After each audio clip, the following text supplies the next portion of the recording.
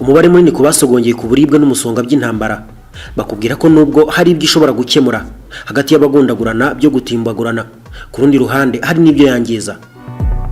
Ngo mu bihe by'intambara benshi baba bakumbagurika mu kugandaguzwa hagati nayo, ndetse yewe abandi bari mu matakirangoyi, kuko bose ishavu riba ryabashahuye maze rigahinguranya imitima yabo. Imyaka imaze kuba 65 Repubulika ya Demokarasi ya Kongo iri mu ntambara zisasira amagana y'ibihumbi ndetse n'ibihumbagiza. Iyumvire nawe indirimbo ziteye ikiniga byo kugwabuza inkanka abazumva mu kuzitega amatwi.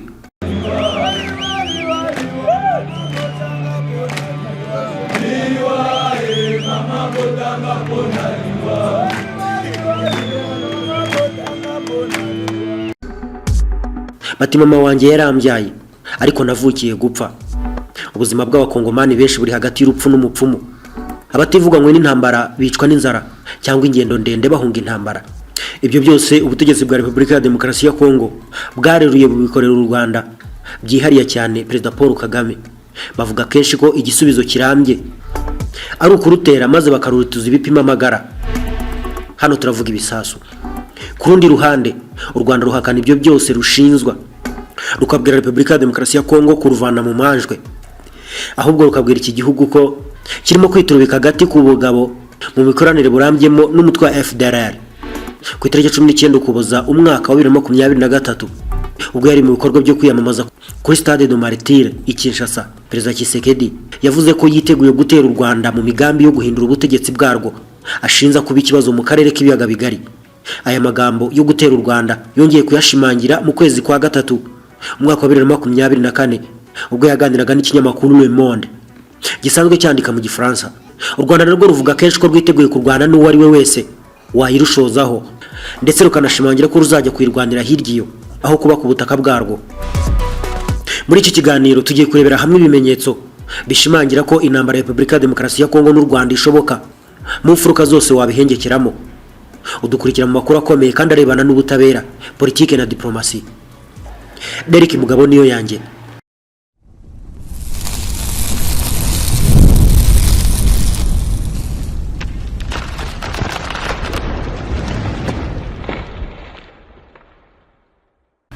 U Rwanda na Repubulika ya Demokarasi ya Kongo byombi ni ibihugu bihana imbibi mu gukoranaho. Bibaye ari nk'abantu baturanye bajya basabana umunyu, bagahana umuriro ndetse n'ubundi bufasha nk'ubwo bw'ibanze bukenerwa buri munsi. Intambara nyinshi z'ibihugu bituranye kenshi zagiye zishingira ku butaka, ubwo babaga bapfa ko bamwe bavogera byo kwigabiza ubutaka bw'abandi. Ibyo nabyo byagiye bigaragara hirya no hino mu bihugu bitandukanye, ariko umwihariko twawushyira kuri Ethiopia ndetse na Eritrea kuva mu mwaka w'1998 kugeza muri 2000. Twongera kubibona kandi hagati ya Armenia na Azerbaijan mu mwaka wa 2020 mu cyiswe Armenia-Azerbaijan conflict. Repubulika ya Demokarasi ya Kongo yumvikana kenshi ishinza byo guhamya u Rwanda ko u Rwanda rwa Kanyarwanda rwavogereye byo kwigabiza ubutaka bwayo. Ibyo ngo bigakorwa bicishijwe mu ngabo bwarwo rwohereza kurwana ku ruhande rwa M23 tariki ya 17 Gashyantare umwaka wa 2024. Leta Zunze Ubumwe za Amerika nazo zumvikanye zishimangira ko u Rwanda rwamaze kwigabiza ubutaka bwa Repubulika ya Demokarasi ya Kongo. Iki gihe bicishijwe mu muvugizi wa Minisiteri y'Ububanyi n'Amahanga wa Leta Zunze Ubumwe za Amerika Matthew Miller yavuze ko u Rwanda rusanga abasirikare ndetse na misile zihanura indege ku butaka bwa Repubulika ya Demokarasi ya Kongo. Nuko ahera ko anarusaba kubihakura kuko bishyira mu mage ubuzima bw'abasivile. Uretse na Amerika, nyuma yaho gato ku itariki ya 19 Gashyantare 2024 Ubufaransa nabwo bwumvikanye busaba u Rwanda kuvana ingabo bwashimangiraga ko rufite ku butaka bwa Repubulika ya Demokarasi ya Kongo. Ibi bwabicishije muri Minisiteri y'Ububanyi n'Amahanga yabwo yari yobowe icyo gihe na Stéphanie Séjourné. Ibyo bihugu byombi byagiye byumvikana kenshi bisaba uruhande rwa leta ya Kongo narwo guhagarika imikoranire n'umutwe wa FDLR buri gihe uharanira guhungabanya umutekano w'u Rwanda kandi ugizwe n'umubare munini w'abasize bakoze jenoside yakorewe abatutsi mu Rwanda. Ikinyamakuru Bloomberg gikorera i New York muri Leta Zunze Ubumwe za Amerika giherutse gutangaza amakuru neza ahamya byo gushinza no gukorera ingo n'ishyushyu u Rwanda. Iki cyavuze ko u Rwanda rufite muri Repubulika ya Demokarasi ya Kongo abasirikare babarirwa hagati y'ibihumbi 3 ndetse n'ibihumbi 4. Aba ngo bakaba batikura byo kuzengereza ubutegetsi burangajwe imbere na Perezida Felix Antoine Tshisekedi aka Fachi Beto Chirombo Iki kinyamakuru kikaba kivuga ko aya ari amakuru cyahawe n'abantu bakomeye bo mu burengerazuba bw'isi. Bloomberg ikaba yarakomeje ivuga ko RDF, igisirikare cy'u Rwanda, iyi myitozo ya gisirikare inyeshyamba za M23 mu kigo bivuga ko giherereye ku mupaka wa Repubulika ya Demokarasi ya Kongo ndetse n'u Rwanda. Hejuru y'ubwo bufasha, guverinoma y'u Rwanda inashinza guha M23 ubufasha bw'ibikoresho bya gisirikare birimo za drone ndetse n'intwaro zirasa indege n'ibifaru. Ngo ni intwaro zirasa byo guturitsa ibyo byose bigashonga binototerwa n'inkongi y'umuriro maze bigacumba bigashiraho. Leta y'u Rwanda inshuro nyinshi yakunze guhakana kugira ubufasha ubwo ari bwo bwose iha umutwe wa M23. Perezida Paul Kagame mu biganiro bitandukanye yagiye agirana n'itangazamakuru akabazwa niba u Rwanda rufite ingabo muri Repubulika ya Demokarasi ya Kongo, yasubije ko aho kubazwa icyo kibazo abamubaza batyo bagakwiye kwibaza ahubwo impamvu yatuma u Rwanda rwohereza ingabo zarwo ku butaka bwa Repubulika ya Demokarasi ya Kongo. Nuko akanaheraho avuga ko ibibazo bya Repubulika ya Demokarasi ya Kongo nta ruhare na ruto u Rwanda rubifitemo. Ahari ku itariki ya 9 Mutarama umwaka wa 2023 mu muhango wo kwakira indahiro ya perezida wa Sena Dr Karinda François Xavier. This is not Rwanda's problem. Ntabwo ari ibibazo by'u Rwanda, kandi tugiye kugaragariza buri wese ko atari ikibazo cy'u Rwanda duhereye ku bivugwa. Abibwira ko ari ikibazo cy'u Rwanda nibanze bakure izi mpunzi z'abanyekongo hano ku butaka bw'u Rwanda. Those who think it is Rwanda's problem and not Congo's, first of all, remove these Congolese from here. Mu bindi bice by'ijambo rya Perezida Paul Kagame akaba yavuze ko u Rwanda rutazakomeza kwihanganira gukomeza kwakira impunzi zitotezwa zihunga Repubulika ya Demokarasi ya Kongo kubera ubwoko bwazo. Yashimangiye ko u Rwanda rutukwa kenshi rushinzwe gufasha M23, nyamara leta ya Kongo yo nta kikora ngo irangize iki kibazo kiyireba, ahubwo igatuma haba ubwicanyi ku baturage bayo binyuze mu magambo y'urwango avugwa n'abayobozi bayobora iki gihugu. Perezida Paul Kagame yakomeje agira ati, Repubulika ya Demokarasi ya Kongo ihora ivuga ngo mugomba gukora ibi ku Rwanda, mugomba gukora ibi ku Rwanda. Babwira ubumwe bw'Uburayi na Amerika ati bakorera iki u Rwanda? Rwakoze iki? Twakoze iki? Mukwiye kumva kuki twabikoze, kuki twakora ibyo mudushinza, kuki twakora ibyo mudushinza gukora, kuki mubidushinza. Ibyo kuba Repubulika ya Demokarasi ya Kongo ikunze kurega u Rwanda cyane cyane mu bihugu by'uburengerazuba kenshi hari naho bihinduka nko kurega uregaho. Niba mukurikira ibiganiro byacu umunsi ku munsi, muribuka igitabo nababwiye gikubiyemo amabanga y'icibwamo ibice bya Repubulika ya Demokarasi ya Kongo cyiswe The Balkanization of Democratic Republic of Congo. Ni igitabo cy'amapaje 38 cyanditswe n'abahanga babiri aribo Godefroid Muzalia ndetse na Thierry Lukata. Muri iki gitabo cyabo aba bashimangiye ko uyu mugambi wo gutatamura Repubulika ya Demokarasi ya Kongo buriya ngo wihishe inyuma y'ibihugu byo mu burengerazuba bw'isi birimo Leta Zunze Ubumwe za Amerika, Ubufaransa, Ububiligi, Ubwongereza, nabyo rwihishwa bikabicisha mu bihugu bituranye bya Repubulika ya Demokarasi ya Kongo birangajwe imbere n'igihugu cy'u Rwanda ndetse n'igihugu cya Uganda, ihora nayo itungwa gatoki gufasha M23 ndetse no guteza akaduruvayo muri Repubulika ya Demokarasi ya Kongo. Iby'iki gitabo ahari wenda ni mu bishaka muzatubwire tubive muzi n'umuzingo mu kubisokoza uko byogoshe. Ngo burya Repubulika ya Demokarasi ya Kongo igirirwa busumba kure cyane bumwe bwa Bakame yagiriye izindi nyamaswa ubwo zabiraga ibyo yazifukuririba, hanyuma nayo ikagizemera mu mutima yiryamiye. Akaga gakuru kavuga ko kera izuba ryaje gucana maze imigezi yose igakama, nuko inyamaswa zose ziraterana zijya inama yo gushaka uburyo zafukuririba rirerire. Ubwo hari mu buryo bwo kurebera hamwe uko zajya zica akanyota. Inyamaswa zose zirabyemeranya uretse Bakame yavuze ko nta mbaraga yifitiye. Umwami w'ishyamba hamwe n'ibyegera bye maze babonye ko Bakame yigize indakoreka biyemeza ko iryo riba niritungana bazajya bajya ibihe kugira ngo zizatahure uburyarya bwa Bakame. Iriba rirafukurwa maze rigira n'amazi meza cyane kandi afutse. Bukeye Bakame iza kugira inyota maze gushakira igicuma cyuzuye ubuki ijya gushaka amazi yo kunywa kuri rya riba. Ubwo yari izi uko iza kubigenza. Muri izo nyamaswa rero impyisi ikaba ariyo yagombaga kurinda rya riba. Bakame irakuzira isanga impyisi yahageze kare yicira isazi ku maso kuko yari imaze kurambirwa ndetse no gusonza. Ikirabuka Bakame irayibwira iti, ntiwavuze ko wamugaye? Maze Bakame nayo mu mutuzo mwinshi irayisubiza iti, aho nugira ngo nkeneye amazi yawe? Humura nifite yayanjye kandi arusha yanyu kuryoha. Impyisi nayo irabye indimi mu matsiko menshi maze ibwira Bakame iti, mase nsomeho numve. Bakame ihereza cya gicuma irayibwira iti, akira maze wiyumvire ukuntu amazi yanjye atagira aho ahuriye n'aya yanyu. Impyisi nayo irakira maze isomye iravuga iti, araryoshye cyane koko. Maze iragotomera ikurikirana uburyohe, igicuma iragikonoza maze umusinzi atembagaraho. Bakame ibibonye ityo yegura cya gicuma cyayo maze iravoma, maze imaze kuvoma iriyuhagira, irangije irayatobatoba cyane kugira ngo yerekane ko itwaye za nyamaswa agahigo. Nuko irigendera. Impyisi aho yakangukiye isanga Bakame yandurutse, amazi yahindutse ibiziba, nuko Bihehe ijya kubitekerereza izindi nyamaswa, maze zirayitonganya cyane ziti nta kamaro kawe. Impyisi nayo iti ngaho namwe nimwigireyo muzareba ukuntu ako kagabo kaba kamara akanyabwenge kandi gafite amazi meza kayaguha ngo unyweho maze ugasinzira ubutabyuka. Ngo ni nuko rero bimeze kuri Repubulika ya Demokarasi ya Kongo mu mboni za Godfrey Muzalia ndetse na Thierry Lukata, ngo kuko ibyo bihugu byose aregera u Rwanda, ngo ahubwo byihishe inyuma y'umugambi karahabutaka wo gucamo ibice igihugu cya Repubulika ya Demokarasi ya Kongo mu mikoranire yabyo n'igihugu cy'u Rwanda. Uretse nabo, umugambi wo gucamo ibice Repubulika ya Demokarasi ya Kongo wanagarutseho na bamwe mu bantu bakomeye cyane muri politiki yo muri icyo gihugu. Tariki ya 14 Mutarama 2020, Martin Fayulu, umunyapolitiki wagiye utsindwa mu matora y'umukuru w'igihugu aho muri Repubulika ya Demokarasi ya Kongo mu bihe bitandukanye, harimo nayo muri 2018, yareruye avuga ko umugambi wo gucamo ibice iki gihugu ugeze ku kigero cya 70% utegurwa ngo ushyirwe mu bikorwa. Hari mu kiganiro yagiranye n'abanyamakuru i Kinshasa, bamwe mu banyapolitiki ba Repubulika ya Demokarasi ya Kongo, u Rwanda ndetse na Uganda batuzwe urutoki nk'abari inyuma y'uyu mugambi wo gushaka aho batuza abaturage b'ibihugu byabo.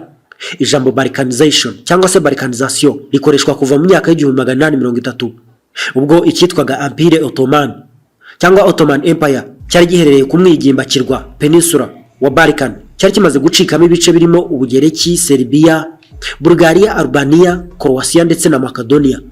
Ibyo ari byo byose, ingingo yo gucibwamo ibice kwa Repubulika ya Demokarasi ya Kongo ku isonga hakaba hatunga urutoki u Rwanda nk'urubyihisha inyuma, bikomeza gutuma umwuka mubi uba hagati y'ibihugu byombi, ku buryo nabyo byaza mu mpamvu zizwi kandi nyamukuru zatuma ibihugu byombi binisanga mu ntambara, igihe n'ubundi umwuka mubi nk'uyu waba ukiriho.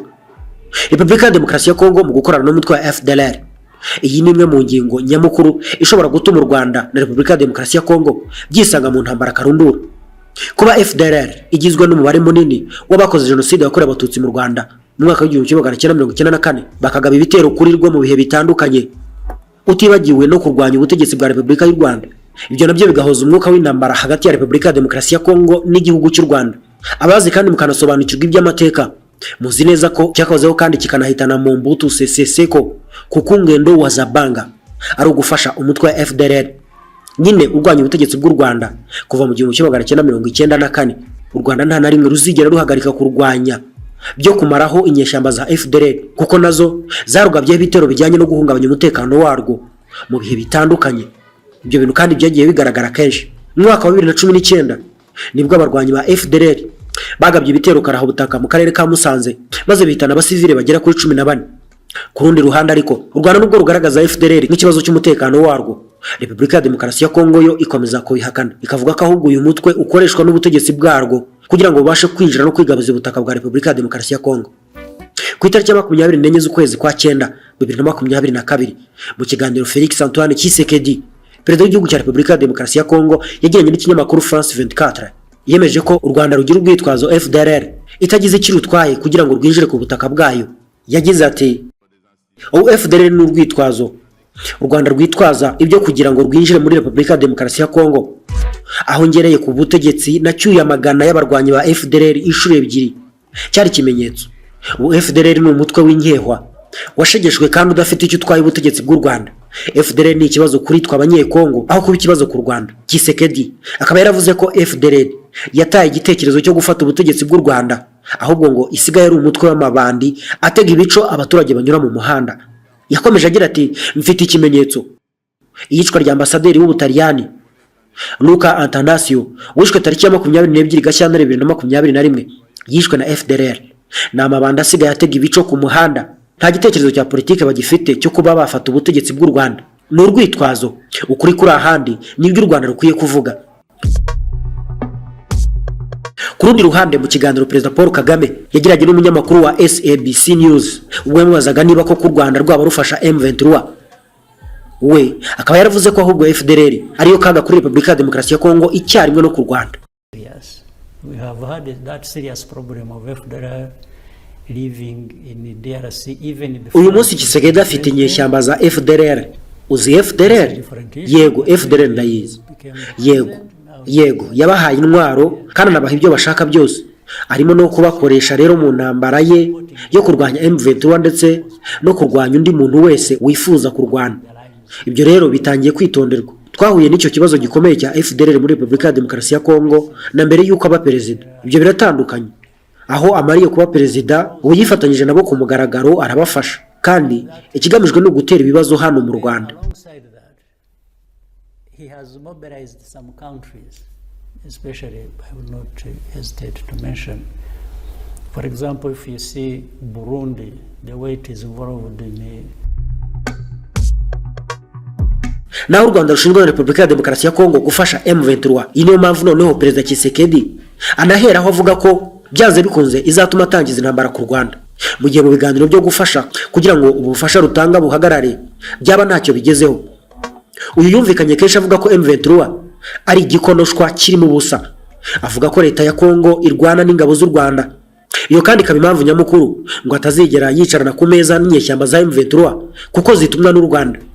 Ngo rero u Rwanda rukaba ari narwo ashaka ku meza y'ibiganiro mu kurangiza intambara iri mu burasirazuba bwa Repubulika ya Demokarasi ya Kongo, cyangwa nawe akaba yayishoza ku rundi ruhande. Ubwo aravuga ku Rwanda asa n'ushinze u Rwanda gutera ibyago n'urupfu mu gihugu cye, byihariye cyane akanagaragaza Perezida Paul Kagame. Du Rwanda, ça ne sert à rien. Ne faites pas ça. Ne haïssez pas les étrangers. Nimukora ibyo, nimukanga abanyarwanda. Ku byerekeye u Rwanda nta mpamvu yo kubona abanyarwanda nk'abanzi, oya. Umwanzi n'ubutegetsi bw'u Rwanda byihariye cyane Paul Kagame, byose biri ku mutwe we. Akaba kandi umwanzi nimero ya mbere wa Repubulika ya Demokarasi ya Kongo. Abanyarwanda ni abavandimwe bacu kandi banakeneye ubufasha bwacu kuko baragowe. Bakeneye ubufasha bwacu kugira ngo bibohore. Ntaho bihuriye n'ibyo ubutegetsi bwabo bubashoramo. Rero ntimukabarebe nk'abanzi, ahubwo mubarebe nk'abavandimwe bakeneye ubufasha kugira ngo bakureho ubutegetsi butabafitiye umumaro. Tshisekedi akomeza agira ati politike ye irashinza kandi isubiza inyuma iterambere. Niyo mu myaka ya za 60 na 70 muri Afurika twari twarafashe icyemezo cyo guhagarika intambara ndetse n'ibijyanye nazo. Niba wibuka neza kandi unakurikirana, muri 2020 nibwo muri Afurika twemeranyije guhagarika intambara hose. Gusa kubera abayobozi nka Paul Kagame tugomba kongera kubura imirwano. Kagame igihe cyose yirata ko umurwanyi kabuhariwe ndetse n'inzobere mu ntambara, kandi igihe cyose arabyishimira. Njyewe ndi nkawe mu mwanya we nareba aho njya kwihisha kure, kuko biteye isoni gukwirakwiza urupfu mu bandi. Biteye isoni kwemera ko tubabazwa n'urupfu. Biteye isoni kugaragaza ubugome. Ntabwo tugiye kurya uyu mugati.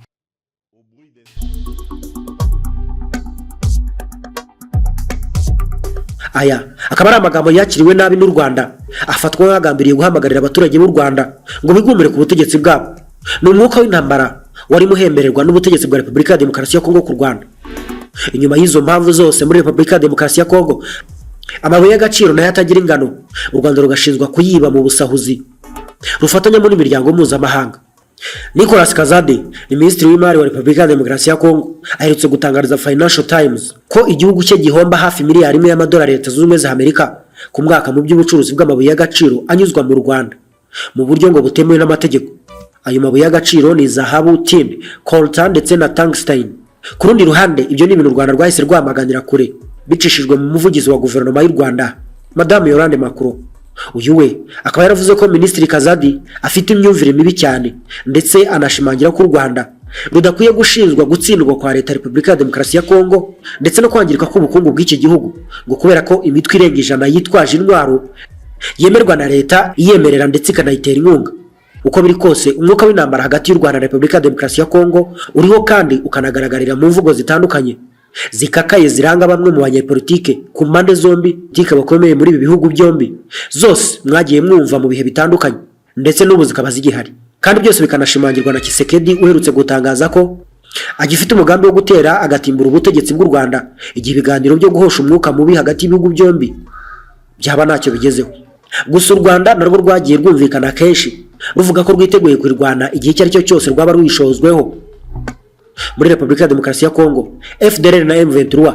Igihe cyose rero nta kirumvikanwaho cyo gukorera imitwe yombi, intambara y'u Rwanda na Repubulika ya Demokarasi ya Kongo nayo izakomeza guhangwa amaso.